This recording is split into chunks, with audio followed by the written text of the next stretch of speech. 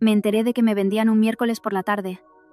Estaba en el pasillo y oí, a través de la fina puerta, cómo Dolores le decía a mi madre: «La chica es lista, sabrá apañárselas».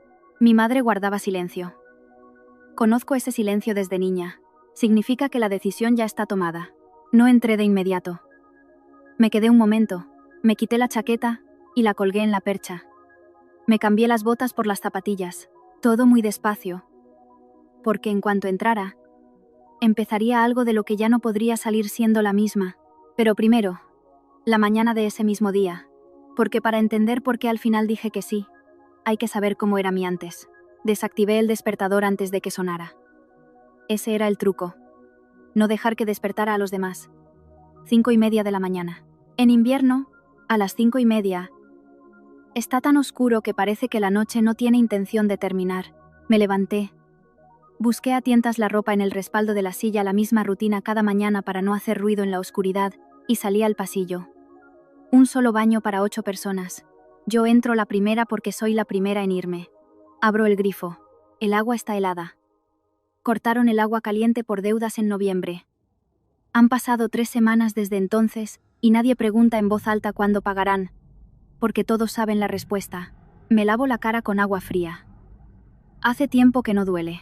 Simplemente te despierta de golpe, sin transición, como si alguien hubiera accionado un interruptor. En el espejo, estoy yo, pelo oscuro, ojos verdes, pálida por la falta de sueño. Una vez, alguien en el trabajo me dijo: «Carmen, eres guapa». No supe qué responder. No por modestia. Es que palabras así no tienen ningún significado para mí. La belleza es para cuando tienes tiempo de pensar en la belleza. La cocina. A 3 pasos del baño. Abro el frigorífico en silencio. Como se abre algo de lo que no esperas nada bueno. Medio paquete de macarrones, un trozo de queso curado en los bordes, 1 litro de leche. No la toco. Es para el desayuno de Marta. Pan. Saco el pan. Corto 2 rebanadas. Carmen, me doy la vuelta. Marta está en el umbral de la cocina. 7 años. Con un pijama de franela de conejitos. El pelo alborotado, los ojos apenas abiertos. En sus brazos, un oso de peluche al que le falta un ojo. Tengo hambre, dice. Lo sé. Le preparo un bocadillo de queso, le sirvo un vaso de leche y la siento en una silla. Aún no se ha despertado del todo. Está sentada, parpadeando lentamente. Como un gato, la miro y pienso que tiene las orejas de mamá y la nariz de papá. Y que este año empieza primaria. Y que una mochila decente cuesta 50 euros. Y que ahora mismo no los tenemos. Yo no desayuno. No hay tiempo. Hasta la tarde, le digo.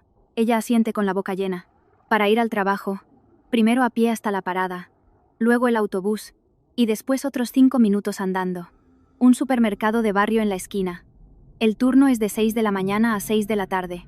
12 horas en la caja o reponiendo, dependiendo de quién no haya venido a trabajar hoy. Pagan poco, pero es estable. Y eso es más importante que el poco. Por el camino, pienso. Es la costumbre. No se puede evitar. La cabeza funciona sola mientras los pies avanzan. Hace 3 años, intenté entrar en la facultad de medicina. No lo conseguí. Me faltaron 2 décimas. Mamá lloró en la cocina, pensando que no la oía. Papá dijo: «No te preocupes, hija, el año que viene». Lo dijo y se lo creyó. Yo también casi me lo creí.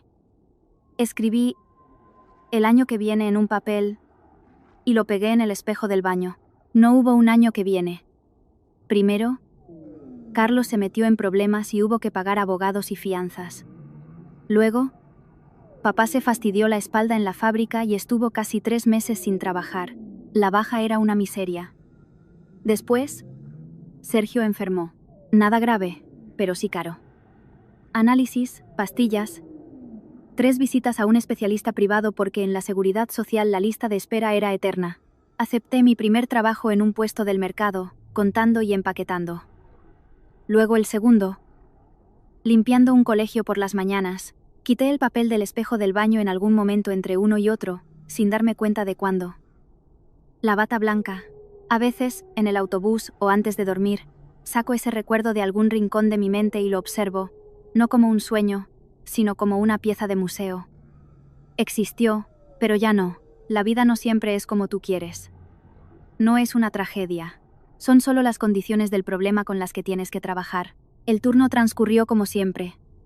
La mañana en la caja, el almuerzo de pie con un bocadillo en el almacén. Después de comer, a reponer la nueva mercancía. Me dolían las muñecas, la espalda y los pies. Me puse la chaqueta, me despedí de mi compañera, Irene, y salí al frío. De vuelta a casa, no pensaba en nada concreto.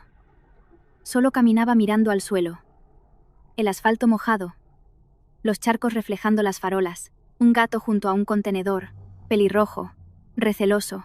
Me mira y no huye. Abrí la puerta con mi llave y supe al instante que algo no iba bien. Las voces en la cocina no eran las de la familia. Una voz ajena, conocida, pero no frecuente. Dolores. Me quité la chaqueta, la colgué, me quité las botas y me puse las zapatillas. Todo muy despacio, para ganar un minuto. Luego entré. En la cocina estaban sentados los tres: mamá, papá y Dolores. Sobre la mesa, 3 tazas de manzanilla que nadie bebía. Mamá tenía las manos entrelazadas, como se ponen para rezar o en un funeral. Papá estudiaba una grieta en su vaso con tanta atención como si contuviera un mensaje importante. A Dolores la conozco de toda la vida. Vive en nuestro barrio. Va a la misma parroquia que mamá y trabaja como limpiadora en una casa de ricos a las afueras. Viene a vernos muy de vez en cuando. Sus visitas siempre significan algo. Me sonté. Carmen, empezó mamá, con la voz un poco más aguda de lo normal. Dolores quería hablar contigo. La escucho, dije. Dolores habló durante un buen rato, con rodeo sobre los tiempos difíciles que corrían, sobre cómo siempre había querido lo mejor para nuestra familia, sobre que ella era una persona directa y decía las cosas como son. La miraba y la escuchaba. Y al tercer minuto, ya sabía de qué iba todo. No por sus palabras, sino por cómo estaban sentados mis padres. La esencia era esta: Víctor Roca, su jefe. Lleva 8 años limpiando para él. Un hombre serio, de negocios, con dinero. Su hijo, Miguel, de 29 años, tuvo un accidente de coche hace año y medio. Un traumatismo craneoencefálico grave. Sobrevivió. Pero no como antes. Habla con dificultad. Camina mal. A veces en silla de ruedas. Lo entiende todo, eso dicen los médicos. La cabeza le funciona, pero el cuerpo y el habla se recuperan muy lentamente. Víctor Roca quiere una esposa para su hijo. Oficial, con papeles. Una chica que esté a su lado, que viva en la casa, que le ayude, que lo cuide. A cambio, pagos mensuales a la familia, y de los buenos. Seguro médico para todos, una habitación propia para la chica. Y en 2 años, si quiere irse, una compensación y un piso propio. Dolores se calló. Miré a mi padre. Ya habéis aceptado, dije. No era una pregunta. Simplemente verbalicé lo que veía. Mamá empezó a hablar deprisa. De las deudas, de que Sergio necesitaba una operación, de que Marta empezaba el colegio y no tenía ropa decente, de la calefacción, de que papá necesitaba operarse la espalda, y eso costaba un dinero que no teníamos ni tendríamos. Las palabras salían atropelladas, sin pausas. Seguramente lo había ensayado. Yo escuchaba y miraba por la ventana. Fuera, la farola, el asfalto mojado, el gato pelirrojo. El mismo u otro, quién sabe. Busqué la palabra, mal de la cabeza. Dolores negó con la cabeza. Su voz se volvió distinta, más sincera. Entender. Lo entiende todo. Solo que habla mal y camina con dificultad. No es agresivo. No bebe. No da miedo. Solo está roto. Como un aparato al que se le ha fundido algo por dentro. Pero no para siempre. Papá levantó la vista del vaso, me miró y la apartó al instante. En esa mirada había de todo. Vergüenza, súplica y algo a lo que no sabía ponerle nombre. Él nunca había sabido pedir. Toda su vida, el trabajo, la espalda, la familia y un orgullo que no le permitía decir, estoy mal. Y ahí estaba, mirándome de esa manera. No lloré ni acusé a nadie. No porque no me doliera. Es que hay cosas que duelen más cuando las dices en voz alta. Tengo que pensarlo, dije. Esa noche no dormí. Tumbada en mi lado de la cama, junto a Catalina, de 16 años, que respiraba suavemente, y el pequeño Javier, que se revolvía en la cama plegable junto a la pared, Pensé, no en si era justo o no, sino en que 2 más 2 son 4 y la aritmética de la supervivencia funciona igual en todas partes. Si acepto, le pagarán la operación a Sergio. Marta irá al colegio con una mochila nueva. Papá ingresará en el hospital para lo de la espalda. Mamá dejará de contar los céntimos para el pan. Y yo viviré en una casa decente. Comeré todos los días. Tendré mi propia habitación y cuidaré de un hombre que está roto. Pero no es cruel, no es amor, es un contrato. Y yo sé trabajar con contratos. Por la mañana, me levanté a las 5:30, me lavé la cara con agua fría y fui a la cocina. Mamá no había dormido. Estaba sentada con una taza de café mirando a la pared. Acepto, dije. Mamá cerró los ojos. No esperé su respuesta. Cogí la chaqueta y salí para el trabajo. Al día siguiente, Dolores me llevó a la presentación palabra suya, no mía, a una urbanización cerrada a las afueras de la ciudad. Nunca había visto casas así de cerca. En la tele sí, en el cine también, pero esto era distinto. Las verjas de forja se abrieron ante el viejo Seat de Dolores, que olía a ambientador de pino y un poco a gasolina. Detrás de las verjas, un auténtico parque, árboles desnudos, un camino despejado de hojas, y al fondo, un chalet de 3 plantas de piedra gris. Sujetaba el bolso sobre mis rodillas con ambas manos y miraba por la ventanilla. No tengas miedo, dijo Dolores. No tengo miedo. Era verdad. El miedo es cuando no sabes lo que va a pasar. Yo sí lo sabía. Habría una reunión con un hombre rico que mira a la gente como si fueran recursos. Habría una conversación sobre dinero y condiciones.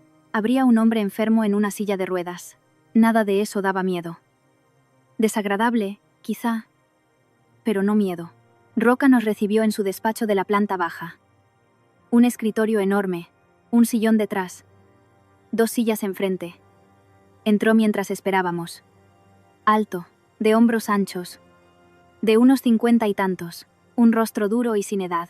Se sentó, me miró fijamente, sin sonreír y sin incomodidad, como se mira un objeto que hay que evaluar. ¿Salud?, preguntó. Buena. ¿Antecedentes penales? No. ¿Alcohol? ¿Drogas? No. Asintió metódicamente. Estudios. Bachillerato. No entré en medicina. No comentó nada al respecto. Siguió mirándome. Esperé un segundo y dije, yo también quiero entender las condiciones. ¿Qué se espera de mí? Concretamente. Enarcó ligeramente las cejas. No se lo esperaba. Luego dijo, vivir en esta casa. Cuidar de Miguel. Ser su esposa legalmente. Ayudarle en la rehabilitación. Le acompañará al logopeda. Paseos, cuidados diarios. Su familia recibirá pagos mensuales. Dolores ya le ha dicho la cantidad. Seguro médico para todos los miembros de su familia. Una habitación propia, manutención. Todo lo necesario. ¿Y en 2 años? Si quiere irse, una compensación y un apartamento de una habitación en la ciudad. Si se queda, lo discutiremos por separado. ¿Y si quiero irme antes? Roca guardó silencio. Eso no lo hemos hablado. Me gustaría hablarlo. En el contrato debe especificarse el derecho a una rescisión anticipada con condiciones que satisfagan a ambas partes. De lo contrario, no es un contrato. Es una esclavitud. Silencio. Dolores, a mi lado, contuvo el aliento. Roca me miró durante unos segundos y luego dijo, de acuerdo. El abogado lo redactará. Una pregunta más. Dígame, ¿su hijo sabe de nuestra conversación? Roca guardó silencio. Ese silencio decía más que las palabras. Sabe que habrá una boda. Lo ha aceptado. ¿Aceptado?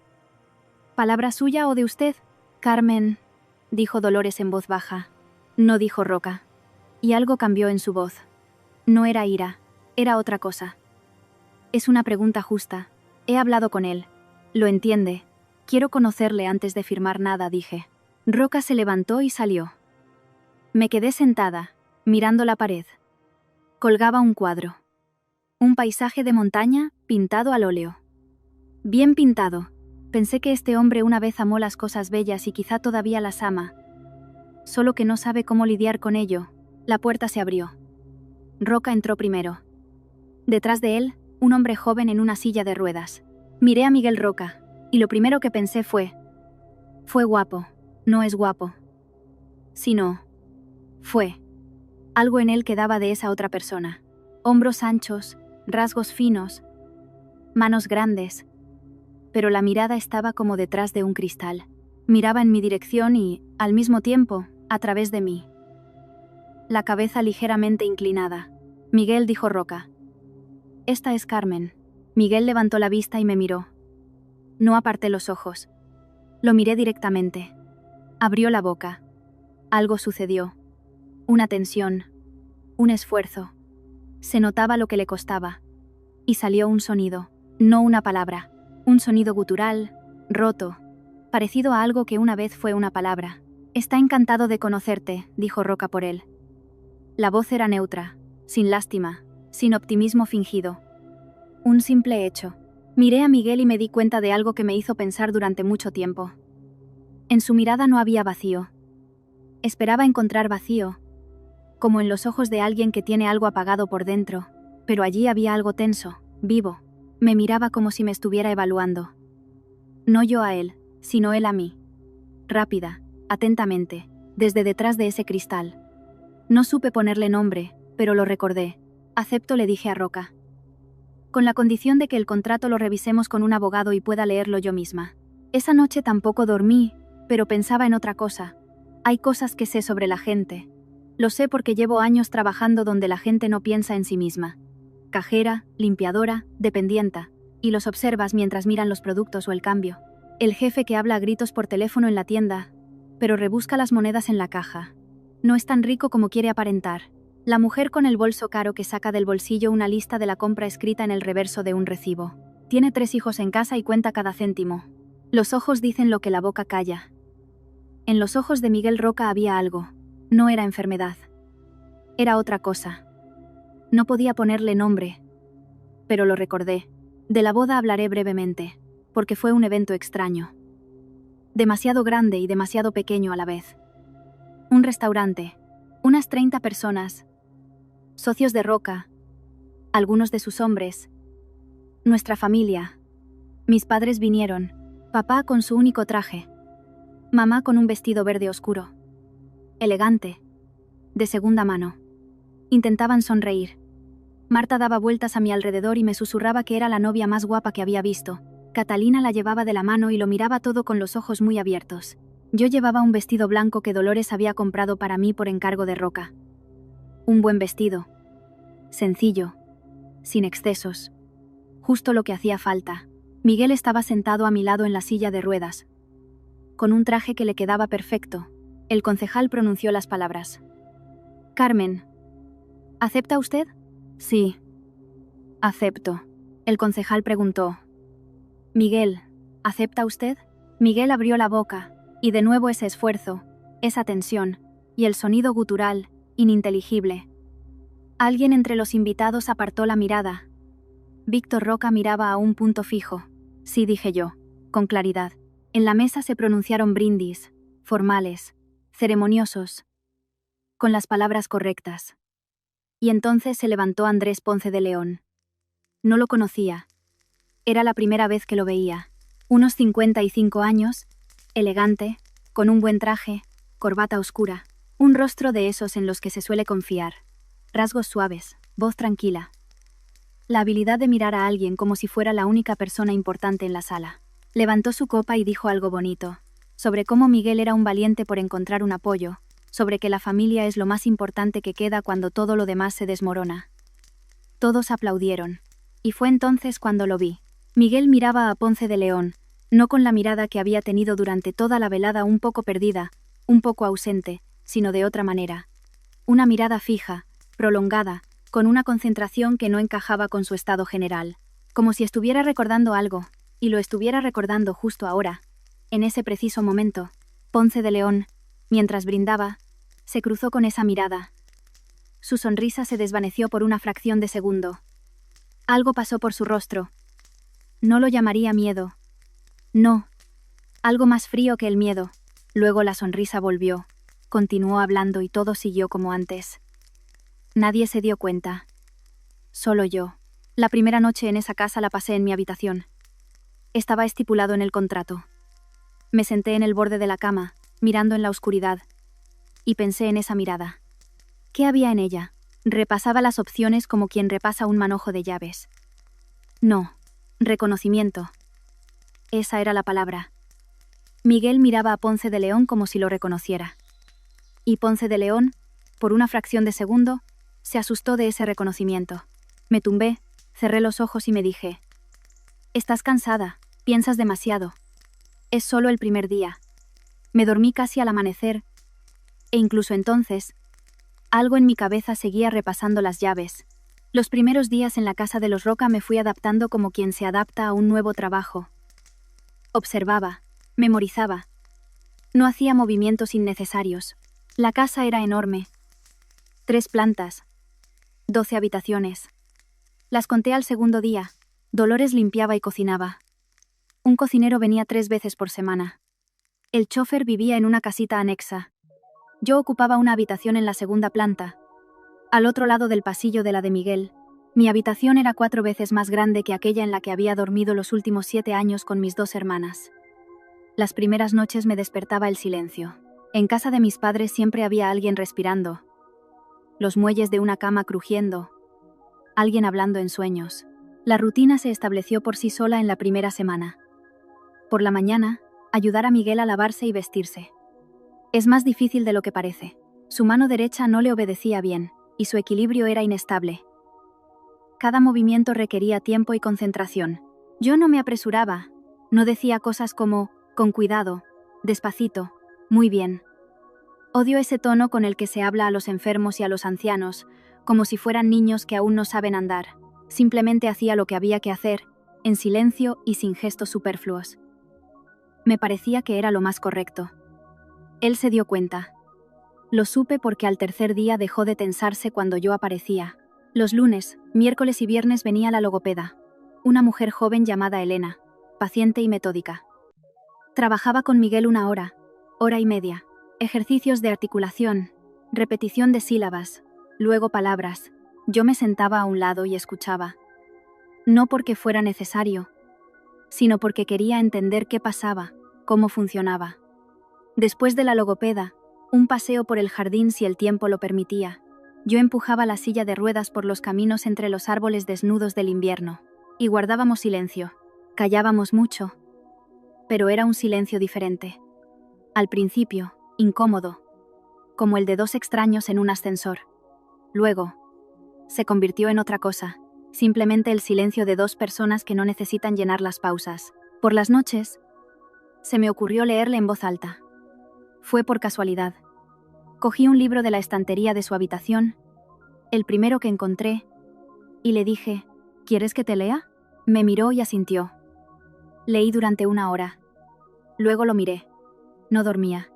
No miraba al techo, sino a mí. Escuchaba de verdad. Escuchaba con el rostro vivo, los ojos concentrados. «¿Seguimos mañana?», pregunté. Asintió rápidamente, como si temiera que cambiara de opinión. Así empezó todo. Víctor Roca aparecía poco por casa. Negocios, la oficina, reuniones. No preguntaba. No era asunto mío. A veces coincidíamos en el desayuno. Él con su café y su teléfono. Yo con una taza de té y un libro de medicina sobre rehabilitación tras traumatismos craneoencefálicos, que había comprado en mi segunda semana en una librería, con mi propio dinero. Me trataba con una cortesía fría, como al personal del que estás satisfecho pero que no forma parte de tu círculo de confianza. No me ofendía. Estaba acostumbrada. En el supermercado, los clientes miran a través del cajero. Andrés Ponce de León venía 1 vez a la semana, los jueves, casi siempre para comer. En su primera visita, yo estaba en el jardín con Miguel, empujando la silla por un sendero despejado.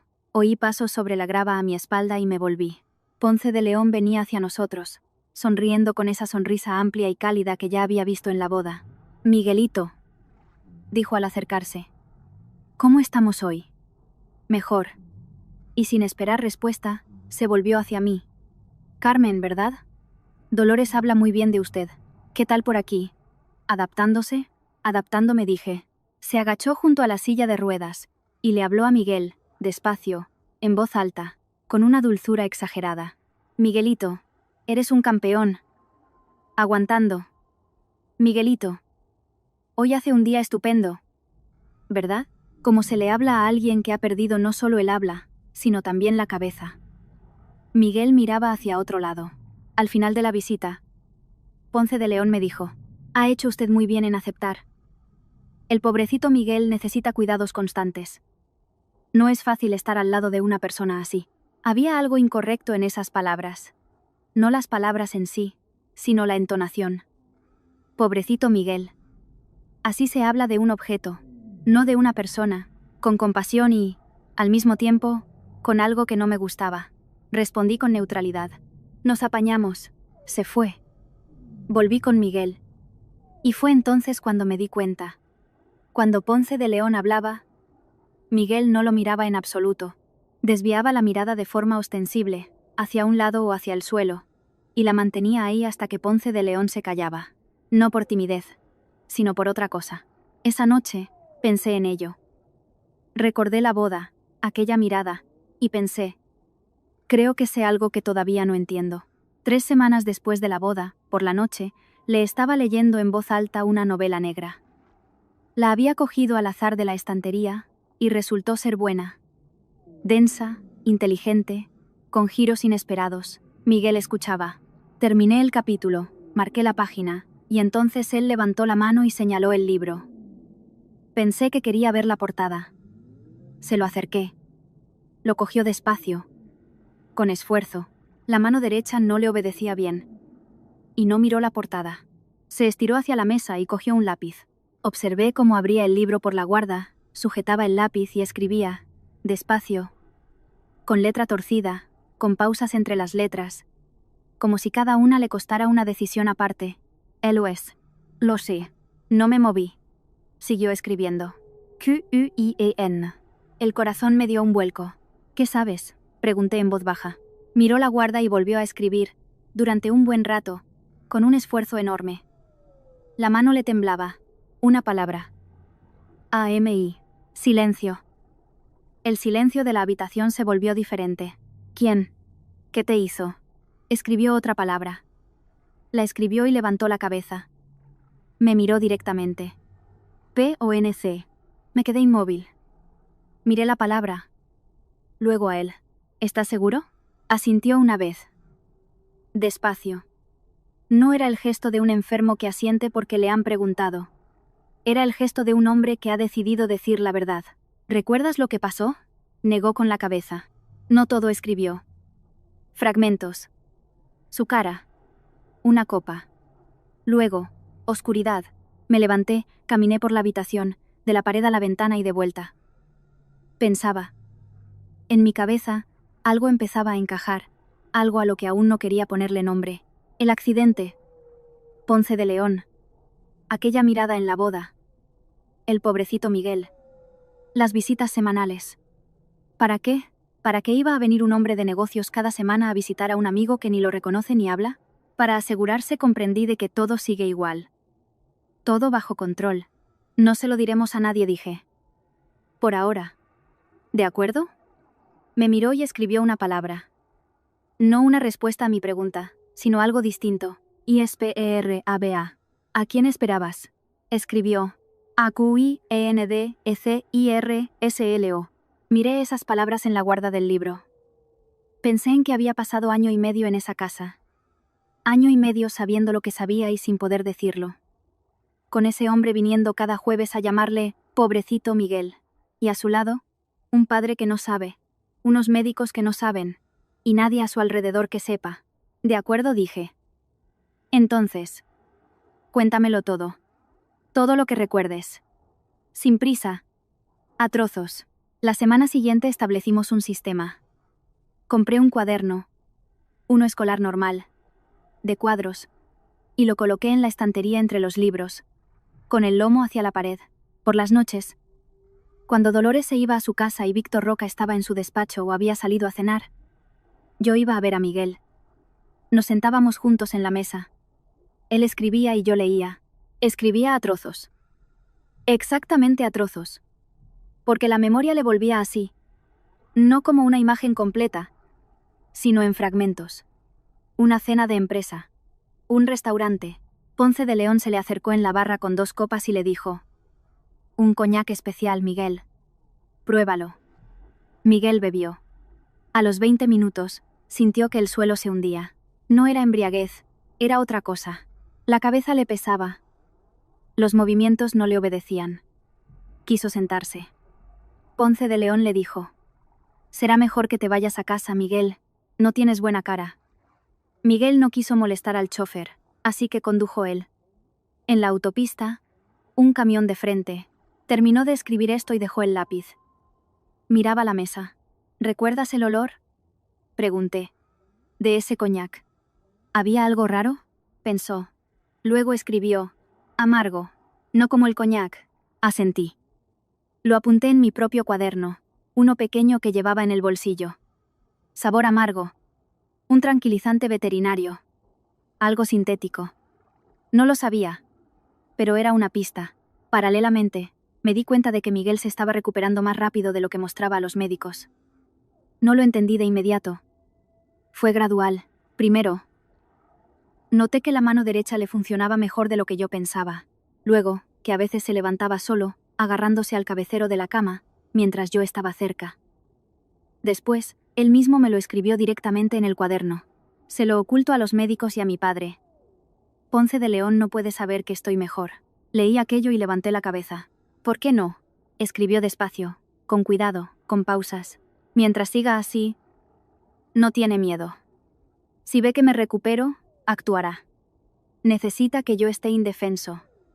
Pensé en ello durante mucho tiempo, esa noche y las siguientes. Este era el cuadro que se iba formando en mi cabeza.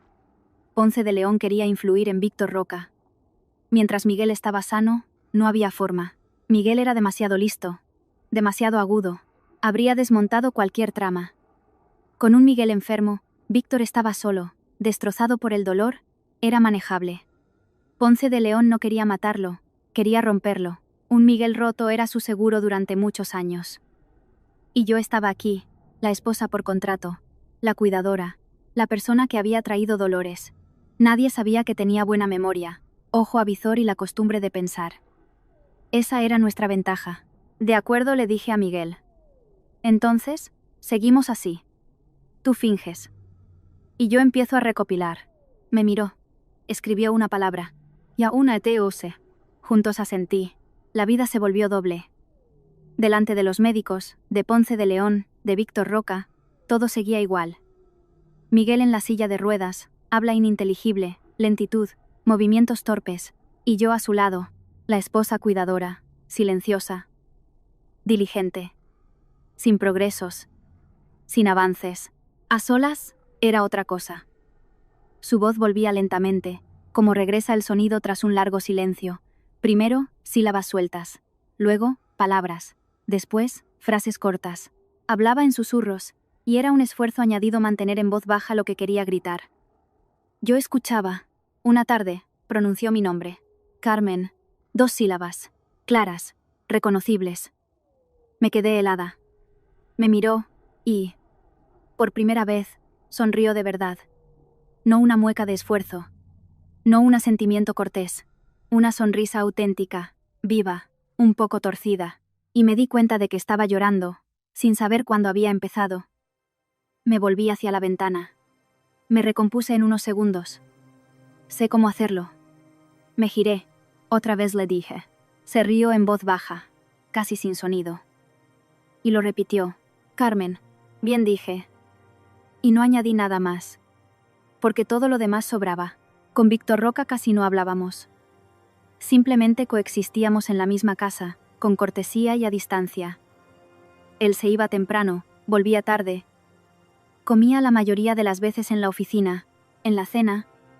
A veces me preguntaba por Miguel. «¿Ha venido hoy la logopeda?». «¿Qué ha dicho?». Y yo respondía breve y al grano. Él escuchaba. Asentía y se iba. Pero me di cuenta de que a veces se paraba en el umbral de la habitación cuando yo le leía en voz alta a Miguel.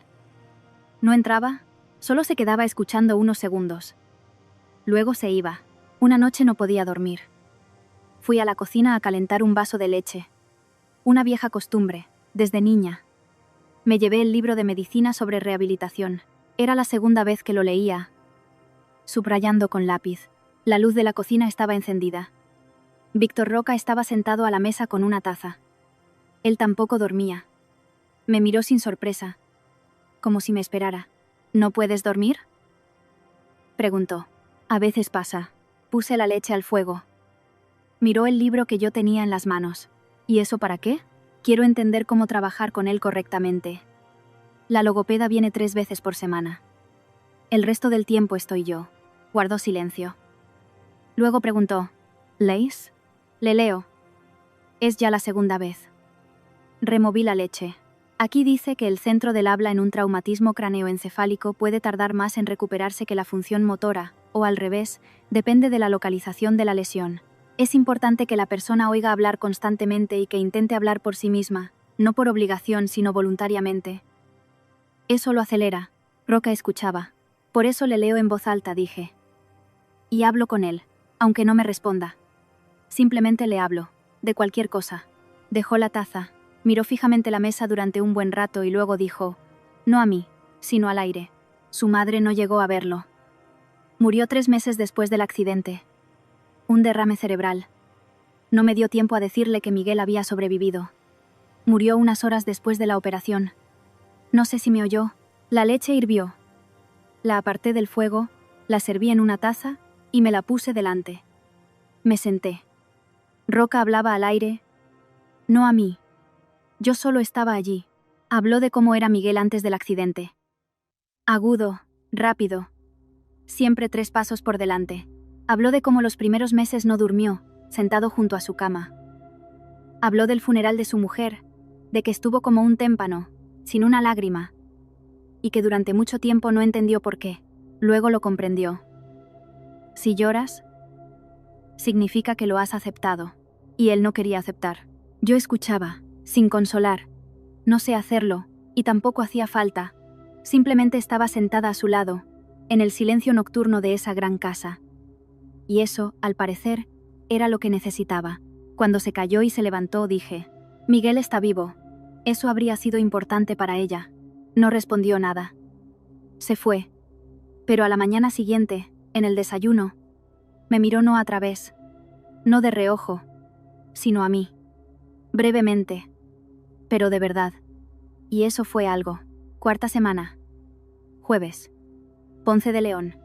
Esta vez se quedó más tiempo de lo habitual. Se sentó con Miguel en el salón, hablando con ese mismo tono lento, cariñoso y exagerado. Yo estaba cerca, hojeando una revista. Ponce de León miraba a Miguel con más atención que antes. Algo le preocupaba. Lo sentí, no por sus palabras, sino por la frecuencia con que desviaba la mirada de Miguel a mí y viceversa.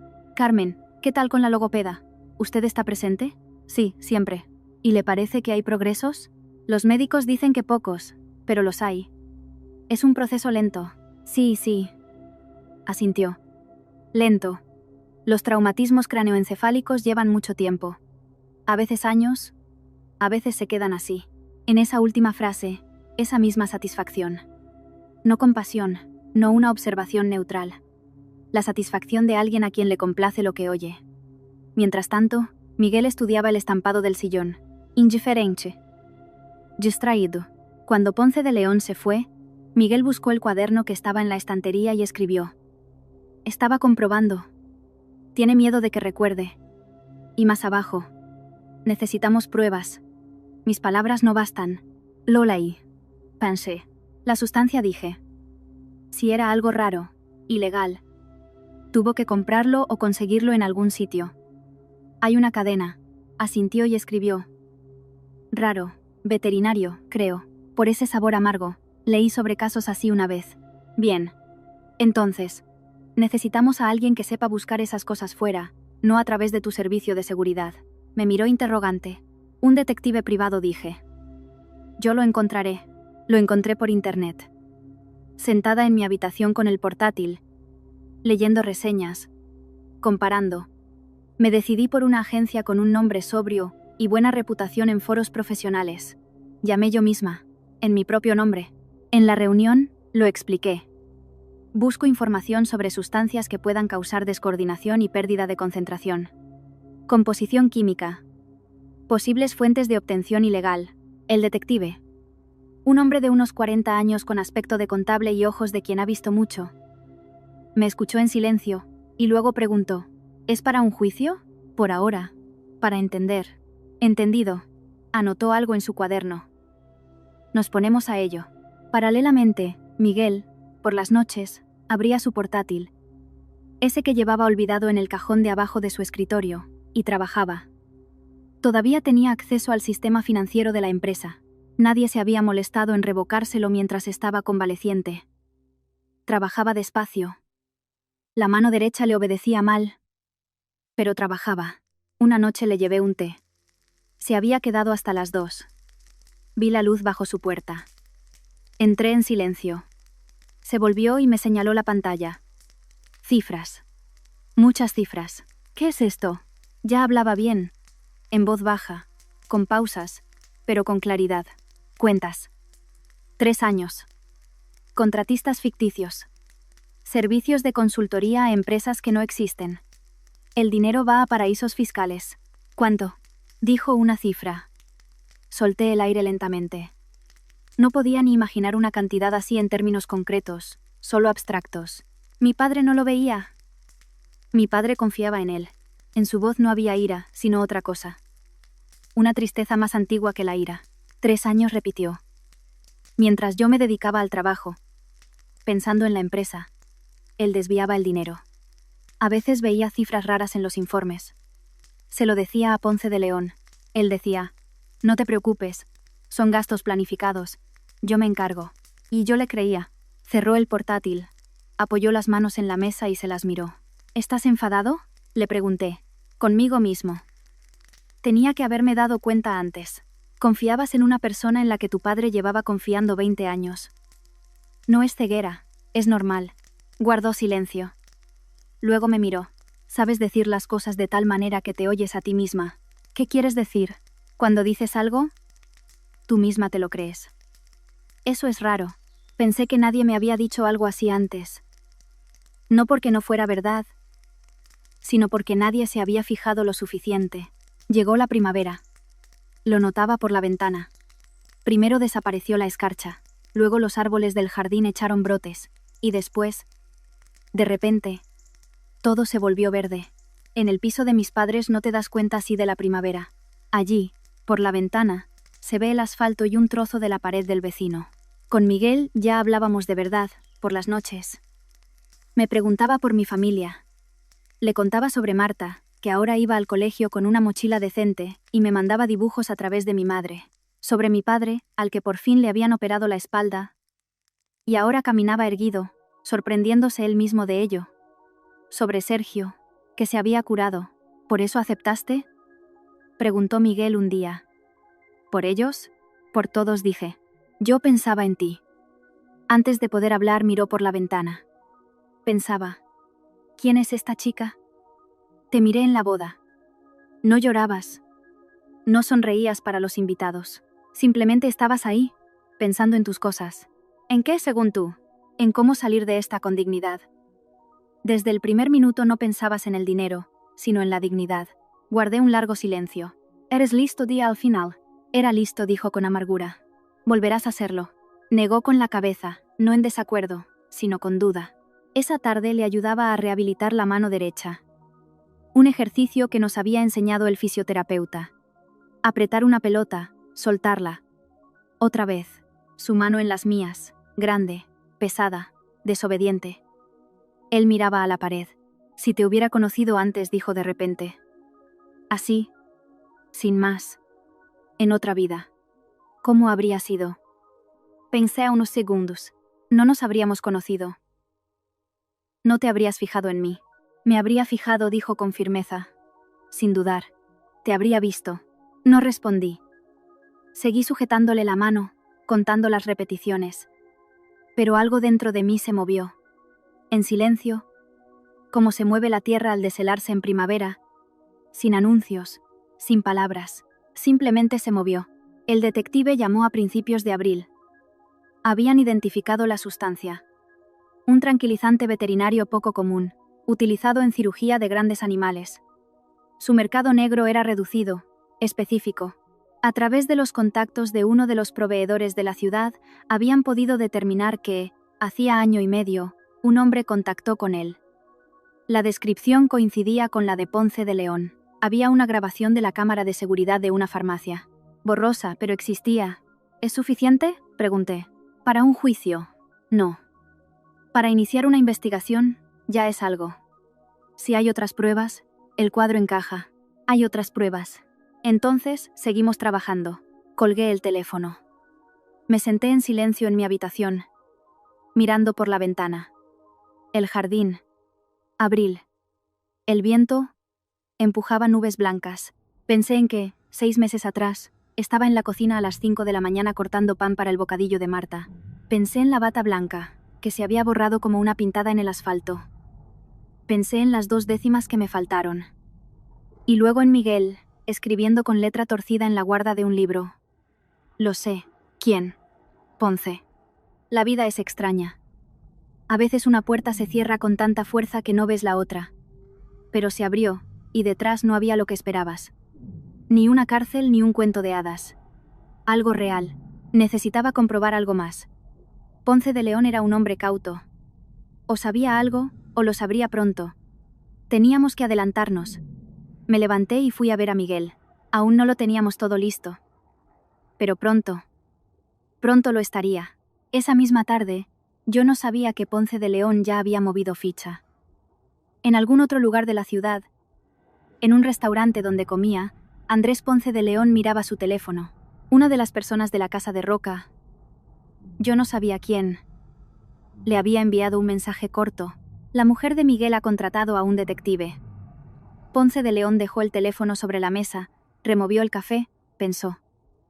Luego marcó un número. Hay que acelerar, dijo en voz baja. Está empezando a escarbar. 4 meses después de la boda, Miguel se puso de pie.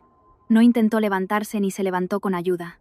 Se puso de pie, lentamente, agarrándose al respaldo del sillón, luego lo soltó y se enderezó del todo. Se quedó en medio de su habitación mirándome. No corrí hacia él. Entendí que no debía. Tenía que hacerlo solo. Y eso fue exactamente lo que hizo. Luego caminó. Primero a lo largo de la pared, rozando el papel con los dedos, no apoyándose, solo como guía. Llegó a la ventana, se detuvo, se dio la vuelta y caminó de regreso, ya sin la pared, por el centro de la habitación. Lento, inseguro, cada paso como una decisión que se toma de nuevo. Pero caminaba. Se detuvo frente a mí. Me sacaba una cabeza. Y era algo en lo que no había pensado antes. Siempre estaba sentado. Ahora estaba de pie, mirándome desde arriba, y en su rostro había la expresión de alguien que ha vuelto de un viaje muy largo. 1 mes más, le dije, y podrás correr. Guardó silencio. Luego dijo en voz baja pero clara, casi sin pausas. Echaba de menos mi altura. Me reí. No me lo esperaba. Simplemente me reí. Con ligereza, sin dobleces. Y él me siguió. Nos quedamos allí, riéndonos de esa frase absurda en la silenciosa habitación. Y aquello fue más importante que cualquier palabra sobre lo que había estado pasando entre nosotros los últimos meses. Siéntate, le dije después. No te precipites. Llevo 4 meses sin precipitarme, respondió con ese tono que empezaba a reconocerle. Seco. Un poco burlón consigo mismo. Ya basta. Ponce de León movió ficha 1 semana después de esa tarde. Yo no sabía quién del personal le informaba. Un guardia. Alguien del servicio externo. Pero se enteró de lo del detective. No sabía para qué, pero lo sabía. Vino un lunes, no un jueves, lo cual ya era una mala señal. No presencié su visita. Llegó por la mañana, cuando yo estaba con Miguel paseando por el jardín, y fue directamente a ver a Roca padre. Víctor me llamó por la tarde. Entré en su despacho. Estaba sentado a su escritorio, con las manos entrelazadas, mirándome directamente. Me han informado de que has contratado a un detective privado. No parpadeé. No hice una pausa. Una pausa habría sido un error. Sí, dije. ¿Para qué? Buscaba información sobre tratamientos utilizados en traumatismos craneoencefálicos. Quería saber si existen métodos de rehabilitación que la medicina oficial no emplea pero que funcionan. No me fío de que un solo especialista diga, se recupera lentamente, y no ofrezca nada más. Necesitaba una opinión externa. Me miró. ¿Es eso cierto?, preguntó. Sí, era verdad y no verdad al mismo tiempo. Realmente había estado recopilando información sobre tratamientos, solo que no sobre los de rehabilitación. Enséñamelo. Saqué el móvil y abrí la carpeta con los artículos guardados. Realmente los tenía, los había leído, subrayado. Y el detective, entre otras cosas, había usado eso como coartada para sus averiguaciones. Roca cogió el teléfono. Lo hojeó lentamente. Artículos, foros de especialistas, estudios. Asintió. Me devolvió el teléfono. De acuerdo. El tema quedó zanjado. Salí del despacho y me detuve en el pasillo. Suspiré. Luego fui a contárselo a Miguel. Me escuchó. Escribió en el cuaderno un hábito, cuando había que fijar algo importante. Entonces, ¿tiene a alguien en la casa? Lo sé, escribí al lado. ¿Quién? Aún no lo sé. No importa. Lo importante es acelerar. Asintió. Cerró el cuaderno. Necesitamos a una persona más, dijo en voz alta. Un testigo de aquella noche. Alguien del personal del restaurante que viera a Ponce de León en la barra con 2 copas. El detective está en ello, dije. Ya está en ello. El detective encontró al camarero 2 semanas después. Un chico joven. Había cambiado de trabajo desde entonces. Ahora estaba en otro sitio. Pero recordaba aquella noche. La cena de empresa de una gran compañía, mucha gente, y uno de los invitados, un hombre no muy joven con un buen traje, que estuvo un buen rato en la barra, cogió 2 copas y luego se apartó a un lado de la sala. Tuvo una de las copas en la mano durante varios minutos antes de dársela a un joven. ¿Está dispuesto a hablar?, le pregunté. ¿A testificar en un juicio? Sí. Le han explicado que es importante. El cuadro encajaba. La grabación de la cámara de la farmacia. El testimonio del camarero. Los documentos financieros que Miguel había impreso y organizado. 3 años de desfalcos. Contratistas ficticios. Cantidades y fechas. El informe médico sobre la naturaleza de sus lesiones. Y las palabras del propio Miguel. Las palabras del propio Miguel. Eso era lo principal y, a la vez, lo más difícil. Tu padre tiene que oírlo de ti, le dije a Miguel. No de un informe. No de un abogado. De ti. No me creerá contra Ponce de León, dijo Miguel.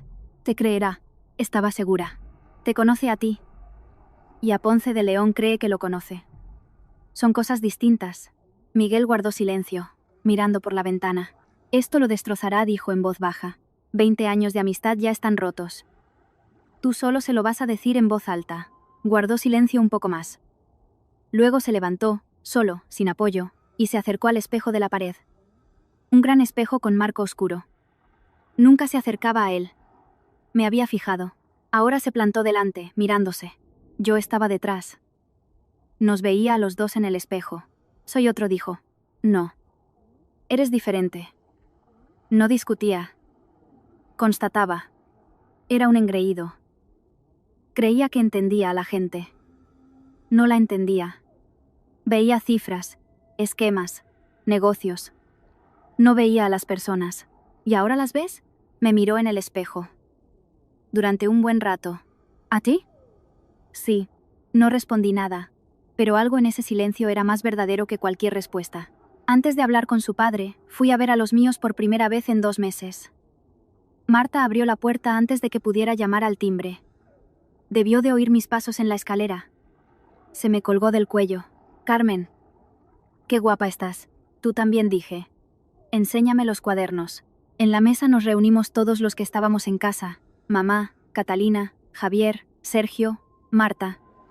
Papá llegó un poco más tarde, de su turno, pero ya no encorvado como antes. Después de la operación de espalda se mantenía erguido. Y eso, cada vez que lo veía, me daba un vuelco en el pecho, de forma inesperada. Algo tan simple. Ya no se dobla. El piso era el mismo. La misma grieta en el techo sobre el fregadero. El mismo frigorífico con la puerta que zumbaba. Pero en las ventanas colgaban cortinas nuevas, blancas, con florecitas. Y en el frigorífico había comida. Después de comer, mamá me llevó a la cocina y entornó la puerta. ¿Eres feliz?, preguntó en voz baja. Lo pensé. No para buscar una respuesta bonita, sino con sinceridad. No lo sé. No es la palabra correcta, creo. Pero no estoy mal. Estoy interesada. Mamá no lo entendió, pero asintió. ¿Es bueno?, preguntó. Ese Miguel. Es mejor de lo que parece, dije. Mamá me miró como miran las madres cuando ven algo sobre lo que no preguntan en voz alta. De vuelta a casa, en el coche que ahora me dejaba el chofer de Roca, pensé que esa palabra era la correcta. Mejor de lo que parece. Mejor de lo que parece por fuera. Mejor de lo que él mismo piensa de sí mismo en sus peores momentos. Y eso lo acababa de entender ahora, en el coche, mirando los árboles de mayo por la ventanilla. Mejor que cualquier persona que hubiera conocido antes. No era enamoramiento, o no solo eso. Era algo más denso. Confianza, construida no sobre palabras, sino sobre meses de silencio compartido, secretos compartidos, trabajo compartido. Conocía su ira y su amargura. Conocía su ironía.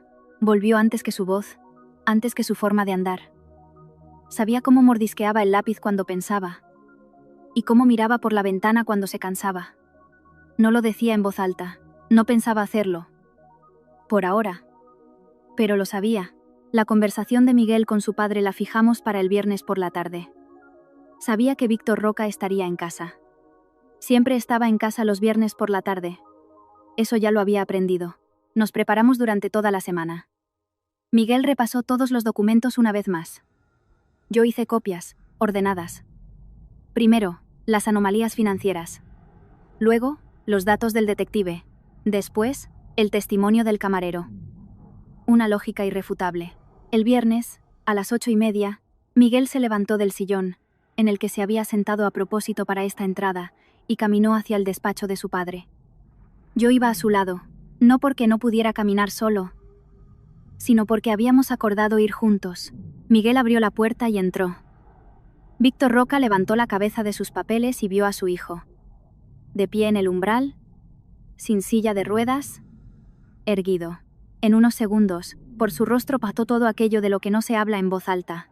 El alivio, el dolor, y algo que desborda y no cabe. Se levantó de su sillón, dio un paso adelante y abrazó a Miguel como se abraza a alguien que se creía perdido. Sin palabras, solo lo sujetó. Yo me quedé en la puerta, mirando hacia otro lado. Eso no era asunto mío. Luego se sentaron. Yo, a un lado, junto a la ventana. Miguel habló más despacio de lo que ya era capaz a solas, pero de forma clara, sin pausas. Lo contó todo: la cena de empresa, Ponce de León con 2 copas. El sabor amargo, el accidente. El año y medio de silencio. El cuaderno, el detective. Los documentos financieros. Hablaba, y yo miraba a Víctor Roca. Su rostro se petrificaba por momentos. No de ira, sino de una comprensión que entra en una persona lentamente, como el frío por una puerta mal cerrada. Escuchaba sin interrumpir. Las manos inmóviles sobre la mesa. Cuando Miguel terminó, Víctor permaneció inmóvil un largo rato. Andrés dijo al fin: una sola palabra. No una pregunta, no una exclamación. Simplemente un nombre que se había vuelto otro. Sí, dijo Miguel. Éramos amigos desde hace 20 años. Lo sé. Silencio. Luego Roca me miró. ¿Tú lo sabías? Ayudé a reunir las pruebas, dije. Me miró durante un buen rato.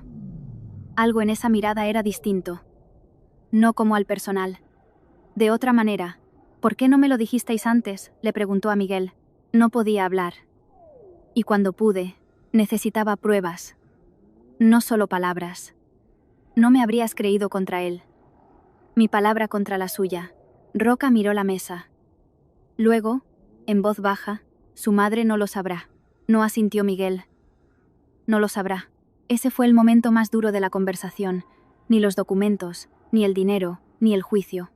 El hecho de que Natalia Roca había muerto en la ignorancia, pensando que su hijo estaba roto para siempre. Que no le dijeron: está vivo, está volviendo, todo irá bien. No dio tiempo. Yo estaba sentada junto a la ventana y no decía nada. Aquí, las palabras sobraban. A Ponce de León lo citaron la semana siguiente. Roca lo llamó él mismo. Le dijo: reunión de trabajo urgente.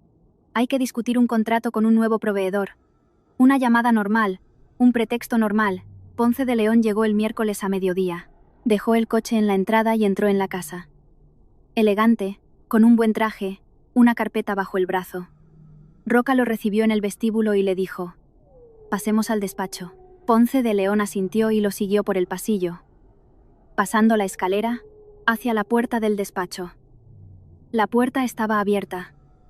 Ponce de León entró y se detuvo en seco. En el despacho estaba Miguel, no sentado en la silla de ruedas junto a la pared. De pie en medio de la habitación, erguido, con los brazos a los costados.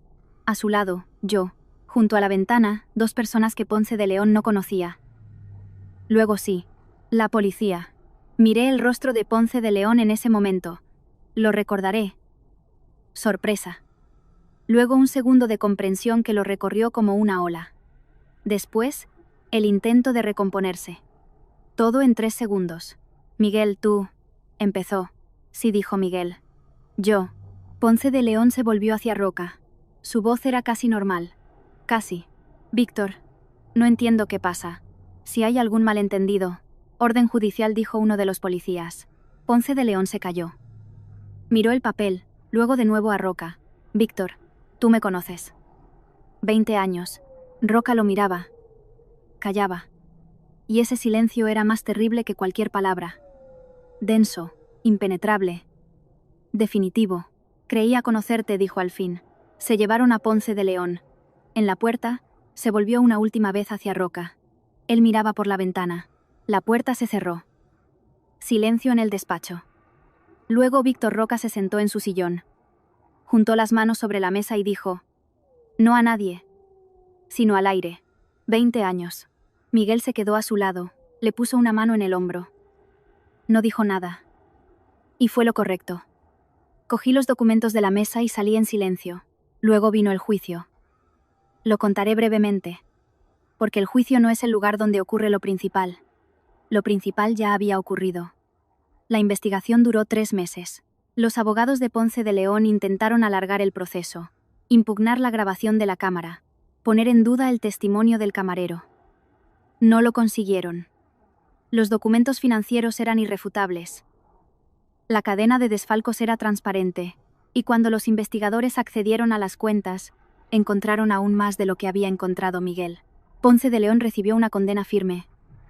Intento de asesinato con agravantes, administración premeditada de una sustancia que causó graves daños a la salud y estafa a gran escala. Sus abogados apelaron la sentencia, sin éxito.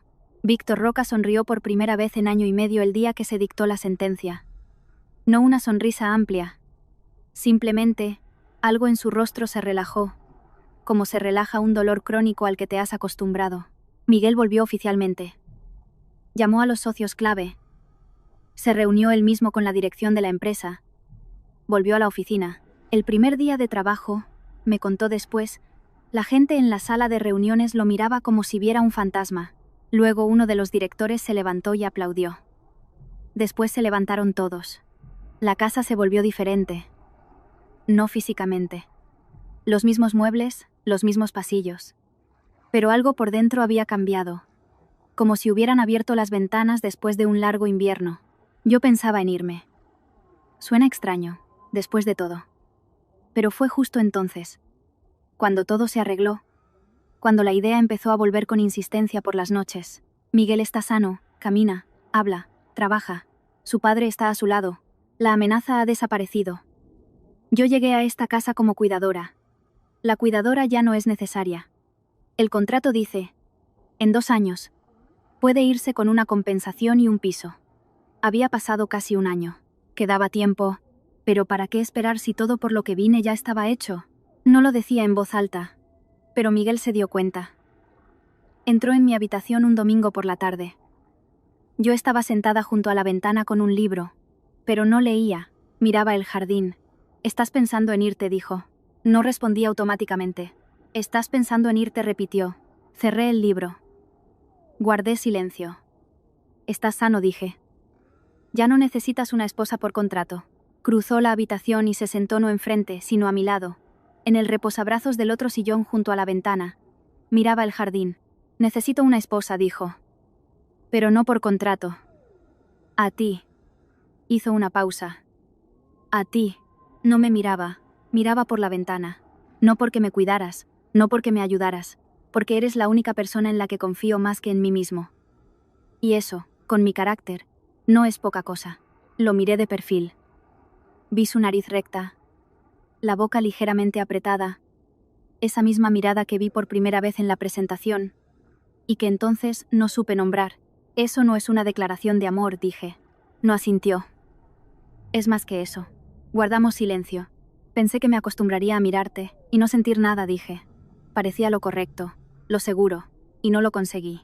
Se volvió hacia mí. Me miró. Yo tampoco lo conseguí. Dijo. Desde el primer día, si te soy sincero, cuando entraste en la presentación y le preguntaste a mi padre si yo sabía de nuestra conversación, nadie, nunca, le había hecho una pregunta así. Y pensé, ahí va una persona. No aparté la mirada. Te quedas, dijo. No era una pregunta, pero tampoco una orden. Algo intermedio. Una petición cargada de dignidad. Me quedo, dije. Fuera, el jardín de junio, verde y silencioso. Un mes después ocurrió algo que no había planeado. O lo había planeado, pero no así. No ahora. No en esta vida. Llevaba varios días despertándome con náuseas. Lo achaqué al cansancio. A los nervios. El año había sido intenso. Luego Dolores me miró una mañana en el desayuno y no dijo nada. Solo me miró con esa expresión con la que las mujeres mayores miran lo que las jóvenes aún no han entendido. Fui a la farmacia yo sola. Andando. Sin el chofer. Simplemente me apetecía caminar, como antes. Compré una prueba. Volví a casa. Me senté en el baño, con la tira en las manos, y pensé que la vida es un guionista muy extraño. Llegué a esta casa como cuidadora. Me convertí en detective. Resulté ser una aliada. Me convertí en esposa. Primero sobre el papel, luego de verdad.